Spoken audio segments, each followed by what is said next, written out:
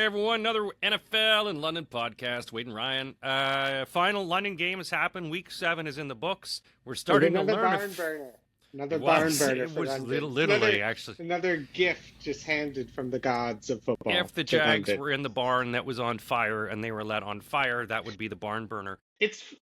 You know what? Before you go on, you know what's funny is that you think that if you're trying to grow the sport internationally, you might want to play good games, right? Sure. I just don't understand this mentality. It's let's grow the game nationally and let's send the Browns and all of our worst teams, because it's just they'll just be thankful that football. Listen, we want to watch bad football. There's the 4th division, the Premier, in the 3rd division, they can do that. I just find it hilarious that it's let's grow the game, but in London, fuck you. We're still mad about the old days. I don't know. Yeah, it was the 40th game. It was the 40th installment, I think, of all the NFL. And look, it was. We can get into that game right away. It was a blowout. If you had Matt Stafford in fantasy or Devontae Adams, you had a good day. The Jags, and we're talking about this Rams. They showed up the day before. So this is a template for a lot of other teams, because, the NFL UK wants the teams there. They want to get the press. They want to have their influencers or whatever people from that horrible Channel 5 show come by and go, hey, how you doing? And then the Rams are like, nah, we're just going to come in and go. Jags were there the whole time, and they looked like they could have used 2 weeks in prep. They were just hapless across this field. And it was an embarrassing game. You're watching going, it's over. It's already over, man. Yeah, it was bad. Honestly, and it's the same thing we've been talking about week after week, where we're just Trevor Lawrence is just not it. I mean, he does no help. The dude's watching Brian Thomas Jr. Balls are popping off his hands. Every quarter, he's dropping a massive catch. And I just don't know. He's got the yips or something. But even then, Travis Etienne's fallen off. They traded away Tank Bigsby. They got... Travis Hunter finally kind of had his breakout game, which we've all been waiting for, which is great.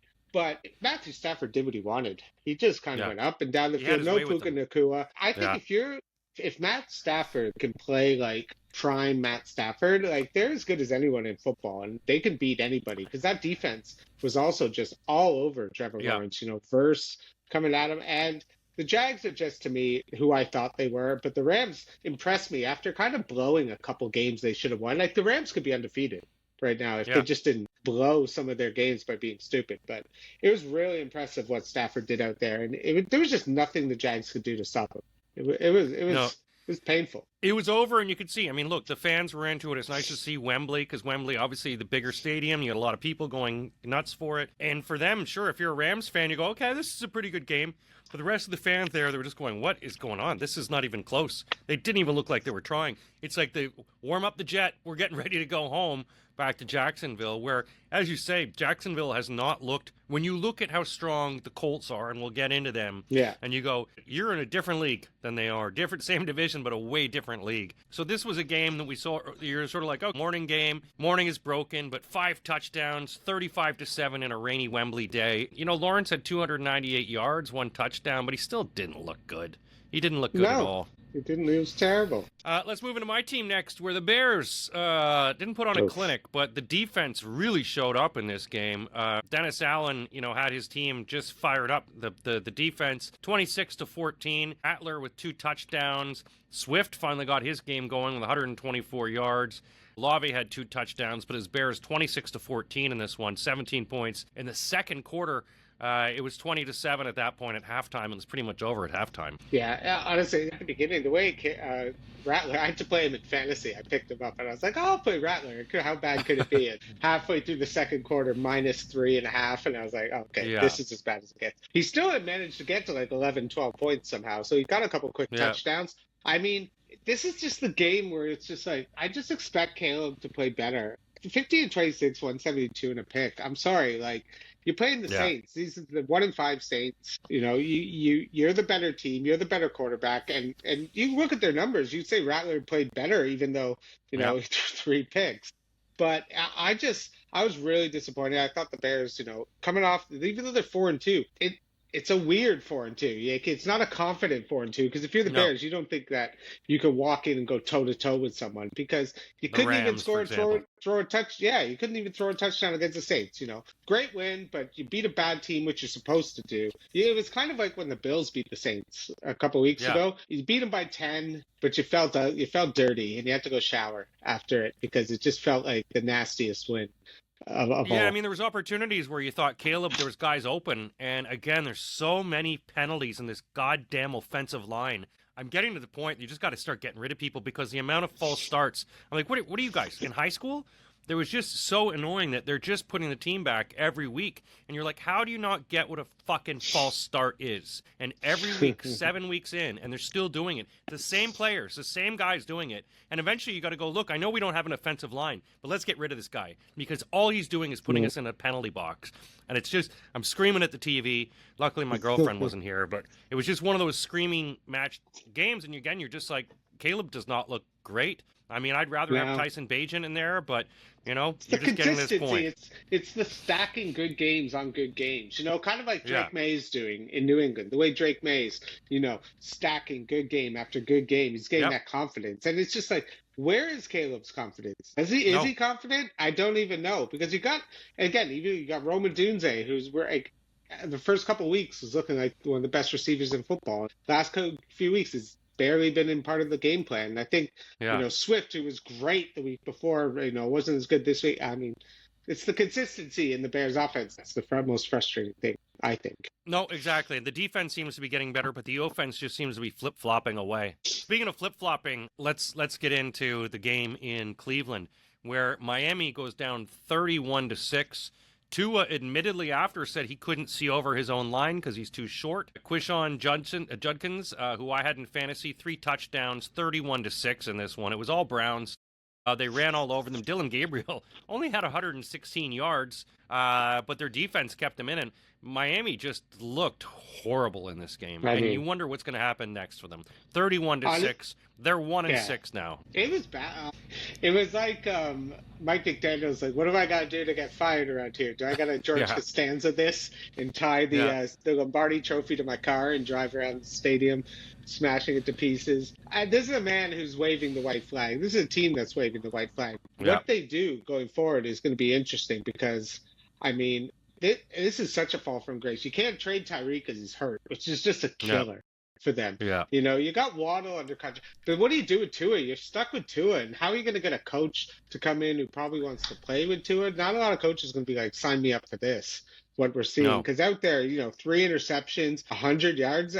Gabriel threw more yards at 116. So what are we even doing out here? It was one of those games that once you saw that Cleveland Browns beat you 31-6 with their quarterback throwing over 116 yards, that's a fireable offense. There's no getting away from that.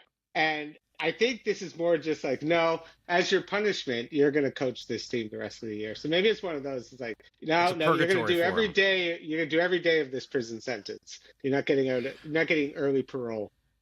And the Browns' defense looked good. Yeah, but Judkins looks awesome. Judkins looks like one of the best new running backs in football. He was fantastic, but I mean, Dolphins, it's over. Yeah. It's over. It is over for the Dolphins and for the Browns. It was 2 1-5 teams going into it. Obviously, the Browns go to 2-5, Dolphins go to 1-6, and it's sort of one of those hollow victories. It's like you're still the Browns, but you beat the Dolphins. Let's go into, or we talked about Drake May, where Vrabel. There's a lot of times people are saying this could be a close game. He's got no animosity towards it, and Mike Vrabel and the Patriots beat the crap out of the Titans. I mean, 31-15. It was actually weirdly interesting for a while. It was for the first half when it was like 17-13. Yeah. Yeah, and then it was 17-13. Then 14 points in the third quarter, and the Patriots put it away. It was when Cam Ward literally went back and just dropped the ball out of his hands, and it got returned for a touchdown. That pretty much just kind of they went down, then they got that put on top of it, and it was kind of over after that. Yeah. And even then, the Patriots didn't really. So it was closer, and I thought Cam Ward actually did some really good stuff out there. Like the first kind of half of the game until that just terrible fumble. I know they talk about hand size with with football, but man, like Yeah. it does matter when you see the ball just literally pop out of his hand for absolutely no reason. Yeah. And it killed his team. It was an absolute killer turnover that kind of broke any chance. Again, it was Drake May, 21 to 23. He was unbelievable. The higher passer rating than Tom Brady's ever done in a Yeah. game. 2 touchdowns. He was great out there. He But was again, effective. Yeah. I want to see Drake May against a good defense. He's got Cleveland coming up this week. I think that's Sure. going to be a much more interesting test because I think guys like Myles Garrett who can come at him. He's played my terrible Bills, the Saints, and the Titans 3 games in a row, and I want to see. Let's see Drake May against a good team. But he's playing great. He's playing great. Playing great. The And Patriots are 5-2. They're leading the division Yeah. now, and Buffalo obviously is going to feel the bit of heat on them because, as we say, the Patriots are stacking it. They're getting better with each victory, and so it's going to be what is it that takes them down because they got Stevenson back into the running game again, and I think that sort of has really helped them to sort of spread it around. But Drake May just looks really effective in this. oh, go away, go. Shut the door. He'll be on the podcast one It's like day. you're Let's not taking move. me out of the. He's calling in for the left-hander. It's like you're not taking me out. I'm pitching Yeah, this no. inning. I'm pitching this inning. Let's go into the other team who scored 31 points, and that was the Kansas City Chiefs, who routed the Raiders. This was just embarrassing. Patrick Mahomes on fire. Rashee Rice with 2 touchdowns. Chiefs at home, and they just absolutely smoked the Raiders. It's so bad. 67 yards. Like, what Yeah. are you even doing? What are we at? They have nothing. They have no receipt. This game should have just been called before it even started, being like, you know Yeah. what? We just don't think this is a good idea. We think this is for the safety of both teams. We should just call this off. Again, I think the Raiders are one of the worst teams in football. They have nothing. They have no one for Geno to throw to. Geno's awful. Pete Carroll must be like, why am I doing this still? Like, I should have just I'm retired. too old for this shit. Yeah, he's good going full Danny Glover, too old for this shit. Again, Mahomes looks great. He's got all the weapons out there. He's fully stocked and loaded. Again, he just has all the time in the world. No one's really after him. It doesn't matter. There's no running game. It was. There's just nothing to say. The Raiders are done. I think again, This is a team that Geno looks like he's going to be one and done on this team. They're going to be up there. There's a real battle for the first. There's going to be more of a battle for the number 1 pick in the draft than any sort of number 1 seed. And for first place I'll in tell the you league. that. Because I think that there's going to be like 10 teams battling it out for the number 1 pick in the draft. That's how many bad teams there are this year. And the Raiders are among the elite bad teams. They didn't stand a chance. It was over. It was pathetic. It was bad. The Chiefs moved to 4-3, but obviously they're the ones that you're sort of getting scared of, and a lot of people going, yeah, they've got 3 losses, but they could be the number 1 team in the league right now. Moving to the Super Bowl champs, who got it done in a tight way. He's throwing the ball around. Jalen Hurts, 28-22. He beat the Vikings at home. The Vikings did not go away easily, though. They put on 16 points in the second half. Carson Wentz trying to get this team and rallying them together, but Jalen Hurts was able to spread the ball around. Jordan Mason doing the running for the Vikings. They still look a bit injured. They were trying to mix it up a bit for the Eagles, but the Eagles just, a touchdown every quarter, and that's all you need, 28. Yeah, they kind of showed, again, there was all the talk about the, A.J. Brown's unhappy, Devonta Smith's unhappy, and then both of them go for over 120 yards. It was just, they just kind of schooled this Vikings team, which, again, notoriously known for blitzing and being really blitz happy. Jalen Hurts did no rushing, 4 for -10 rushing on the day. So it's not like Jalen Hurts is out there running over around the yard. He just kind of said, all right, I'm going to pass it. 326, 3 touchdowns. So it's like Jalen Hurts has to wait till he's criticized about something before he does it. It's like, I'm not going to do this. You're shit at passing the ball. All right, here's 3 touchdowns. It's like, you can't run, and then he runs for 70 yards. They're a funny team. They can't get Saquon going no matter what they do. I don't understand why. It doesn't seem no matter what. Every single game, if you draft him in fantasy, you must just have your hands up, being like, what is happening? It just feels completely hopeless. A.J. Brown finally had his best game of the year. And again, this is just Philly doing, after kind of having 2 bad losses, they needed this win. Another loss kind of breaks the team. In the way my Bills have 2 straight losses, you got to take care of that 3rd one. You can't do 3 in a row, and they were able to do it on the road against a tough Vikings D, who had a creative way to stop the tush push, which I found very fascinating, about laying a guy on the ground right in front of him. I thought that was fantastic strategy by Flores, and being like, it stopped him. It stopped him the first time. So maybe we found the cure to the tush push. That's at least one good thing coming out of it. It's being a doormat. It's the guy, just lay down. Just lay down. He'll trip on you. Play dead. But yeah, exactly. He stops that. We'll move on to the next game, which felt like a London game, as the Panthers leave the Jets still without a win. 13 ugly game. Bryce Young gets hurt in this one. Rico Dowdle only 79 yards, but still being used effectively. You know, the Panthers, this game was 10-3 at the half, and that was pretty much the game. It was ugly, it was fugly, it was juggly, it was all kind of things that rhyme with ugly. But the Panthers get a win, and they're 4-3 now. They've got a winning record thanks to the hapless Jets. Yeah, Justin Fields is having an all-time clanger of a season, right? Like all the people being like, everyone's wrong about him. The Bears are wrong. The Steelers are wrong. Even his owner was just like, dude, what do you want me to do with this fucking guy? That you gave him 30. I mean, this is as bad as it's ever been. I think as a Jets watcher for the last like 20 years, this is as bad as it's ever been. I don't know what you do. I mean, you're definitely getting another quarterback because I just don't see any way the Jets win a game this year. Right? No. Like, with this kind of quarterback play, maybe Tyrod can get you one if you get some reps, gets to play all game, and maybe he'll squeak one out because there also are a lot of bad football teams, so the potential to get a win is definitely up there. But, you know, Breece Hall can't do anything. You know, he didn't even have Garrett Wilson this game, so it's like, who is he supposed to pass to?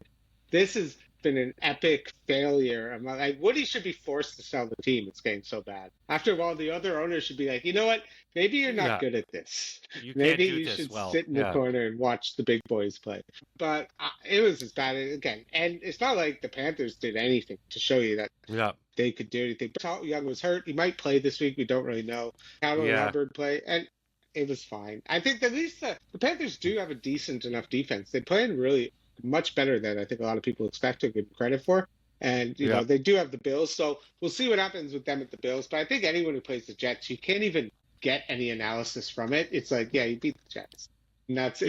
You're thinking probably about the week ahead. It's like, we're playing these guys this week. But next week, we got a big game. Embarrassing. Not as embarrassing as the defensive coaching of the Giants, who blew a historic lead to lose 33-32. Dart and Scattaboo were doing everything they could. Dart had 3 touchdowns. But, you know, Bo Nix, he was ugly, and they were able to come back. This is an exciting game to watch, 33-32. How did they let them come back so easily? There were so many defensive mistakes on the Giants' part, but Broncos go to 5-2, and the Giants scratching their head going, how do we lose this game? Well, losers lose, right? And that's why, I mean, like, there's organization. You know, Brian Daboll's had mistakes and just had some bad loss, but this is an all-time clanger, right? Like an all-time design. I don't even know how you score.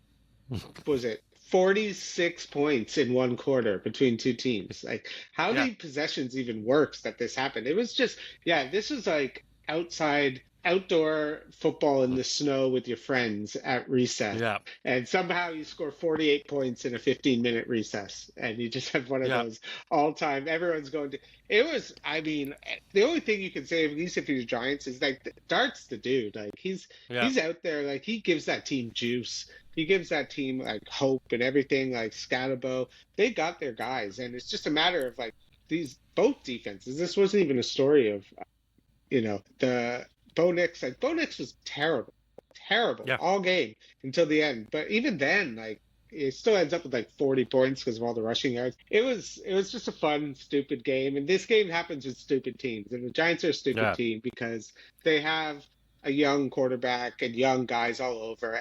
You just wonder if they would have won this would have been like, let's keep Dable around another year. And then you lose this game, you're like, man, we can't have coaches blowing games like this. So it could be the game that cost him his job, to be fair. Yeah, unless it was like that whole NBA scandal where it was fixed. I don't know if you've seen that, the NBA.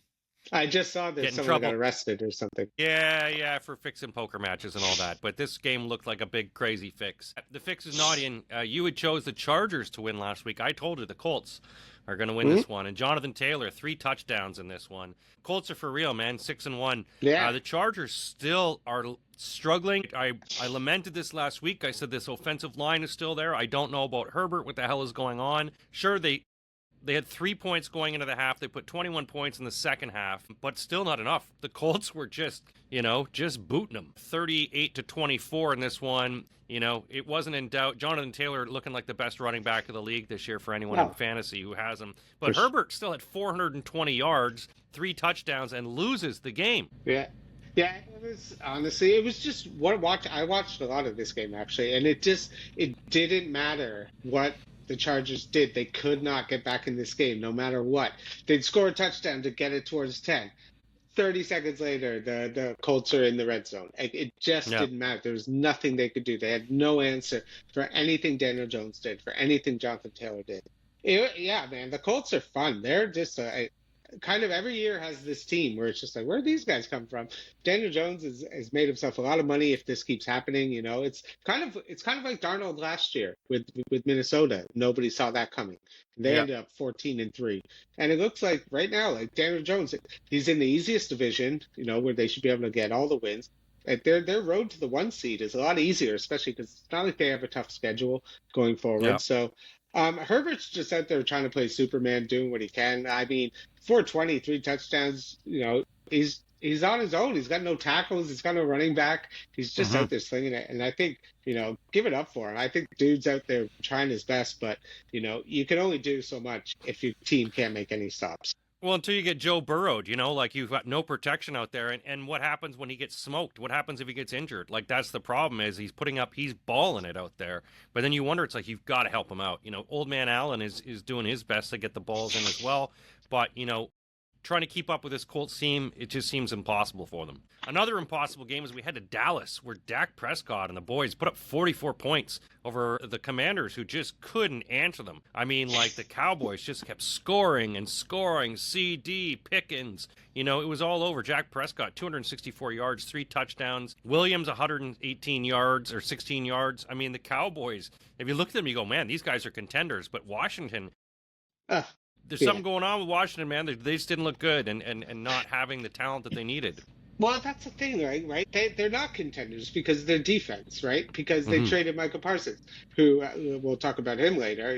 Had his best game as one of his best games. But like to me, it was just like again, this offense can be unstoppable. Now they got CeeDee Lamb. Now Pickens has been great. They can get the running game. Go Javonte. Ferguson's having the best year, and Dak's playing the best football of his career. Like they had the offense.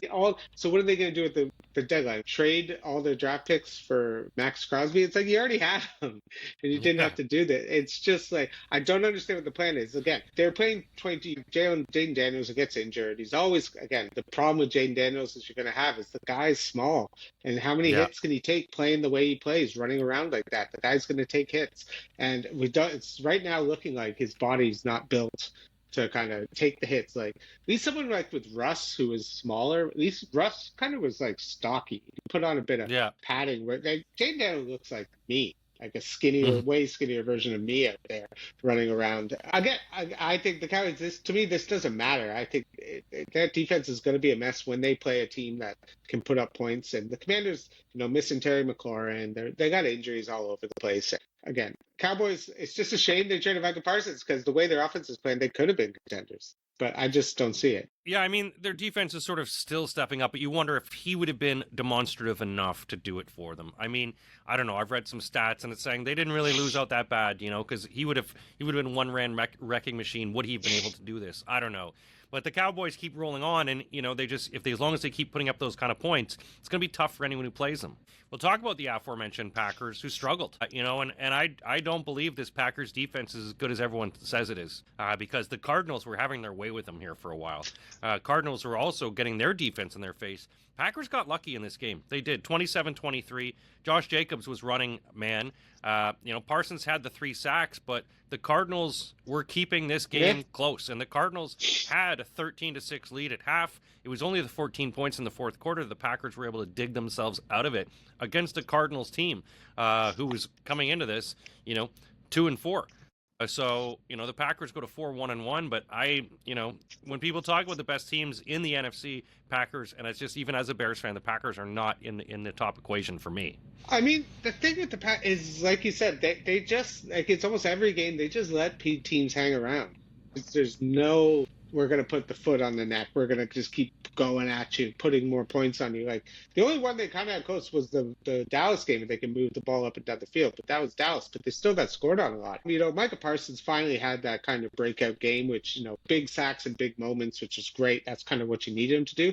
But Jordan Love's not making it as easy. To me, again, I've always said this, it's just the consistency of their receiving core. I think they're getting Christian Watson back, and once he gets a little bit, but coming off injury, who knows how good he's going to be. And Jacoby Brissett's just slaying it. He's just playing Yeah. like I'm just my last year, kind of like the way Fitz did. Wherever, matter Yeah. where he goes, he's a confident backup that if you get injured, you can get him. He throws for 270, 2 touchdowns, no picks. It wasn't really his fault that things went wrong. It was just one of those games where, again, the better team with the bigger playmakers on defense kind of made big plays to kind of kill all the Cardinals' momentum whenever they had a chance to win it. Micah Parsons came up and made a play. But I agree that I need to see more from the Packers offense, like 179 yards from Jordan Love in a dome against this team. Like, they should be doing better than that. Yeah, and I mean, Trey McBride's still lighting up. Only 74 yards, but 2 touchdowns. I mean, this guy's solid hands. He's big, and he gets open, which is one of the biggest things. And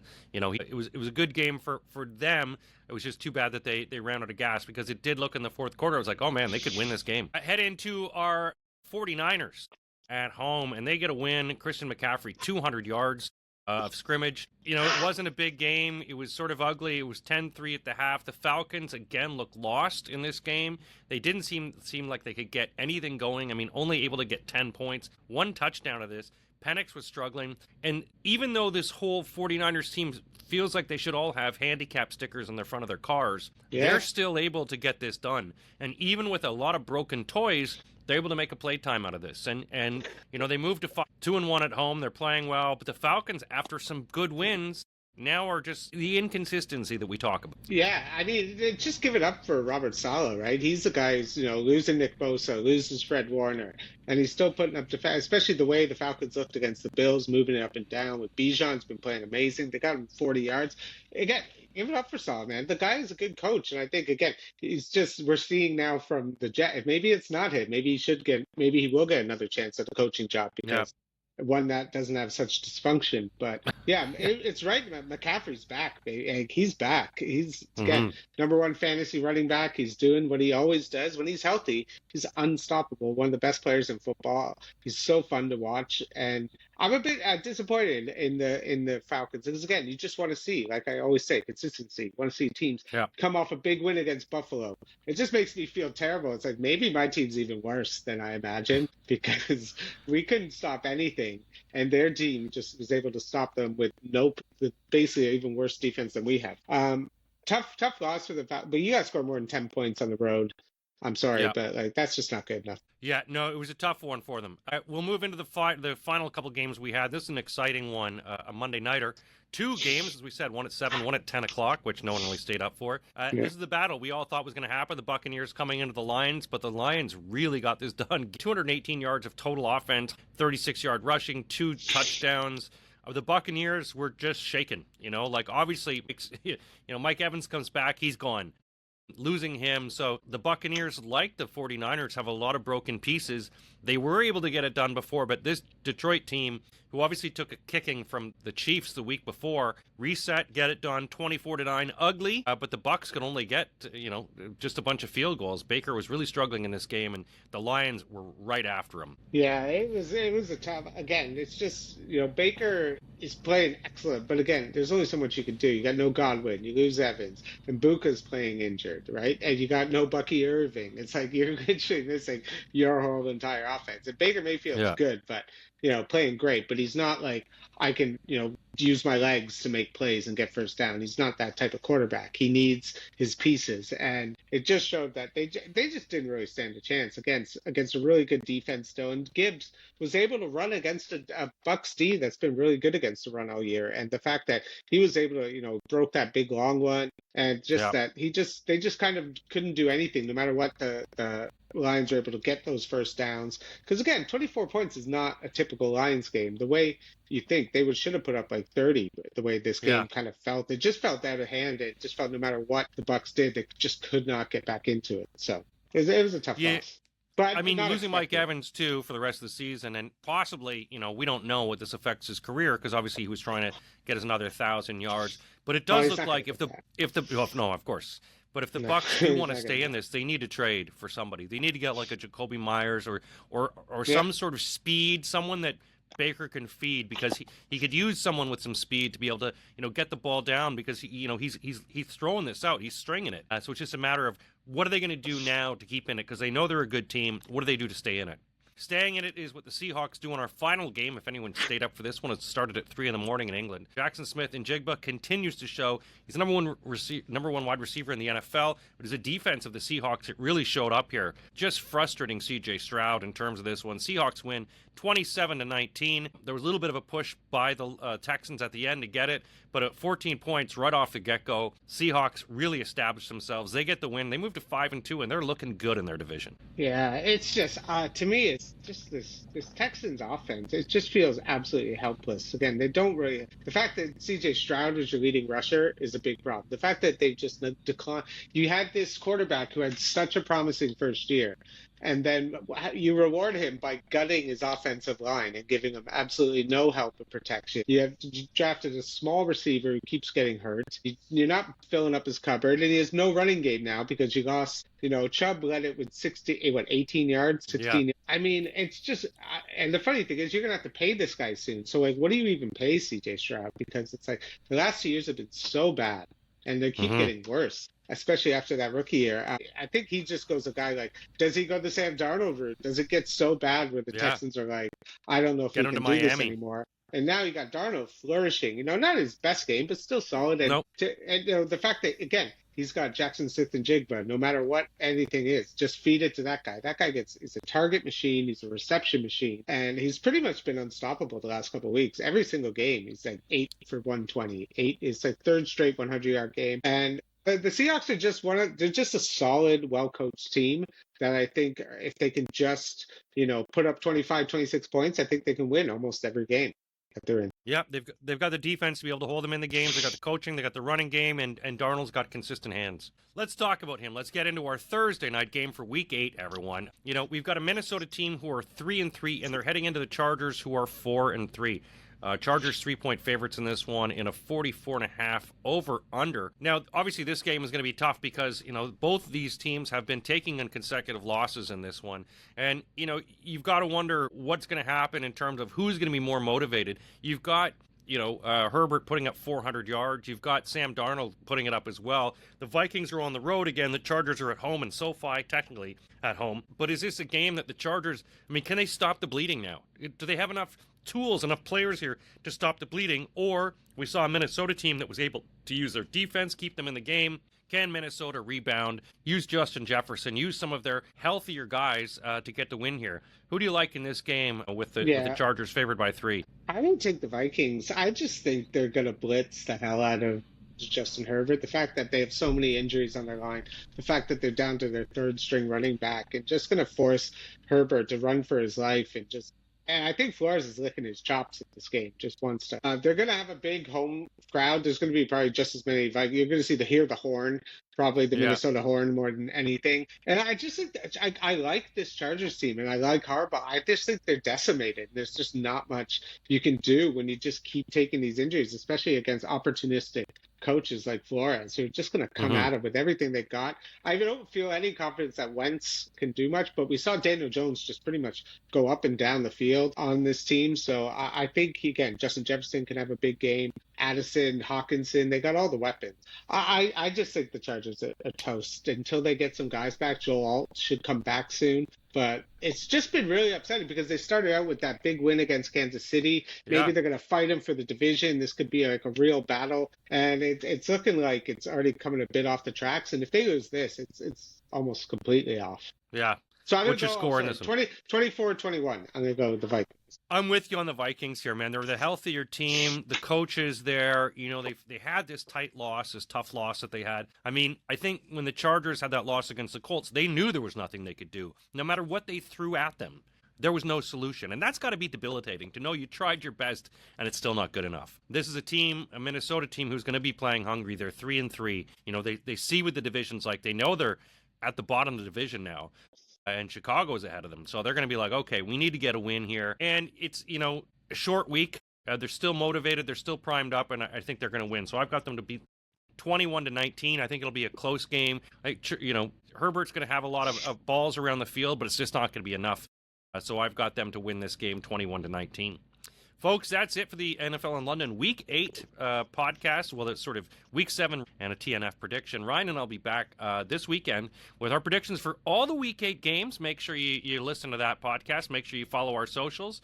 And that's it for the London games. We'll be at Germany coming up and Spain as well. But thanks a lot for listening, everyone, and have a great week and enjoy Thursday Night Football.